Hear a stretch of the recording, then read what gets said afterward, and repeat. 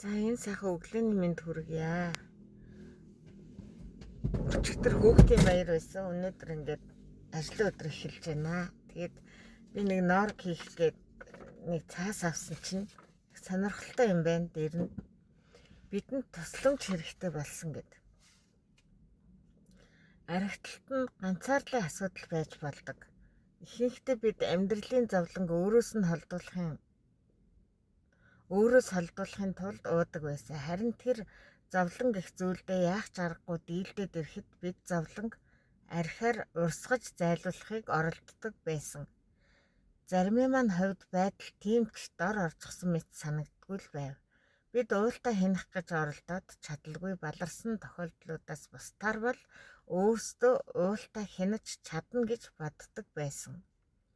Бид архиа зогсоож чадвал амьдрал улам тогтвортой болно гэдгийг мэдээд байсан ч яаж болох вэ гэдгийг мэдэхгүй байлаа. Бид янз бүрийн арга туршсан.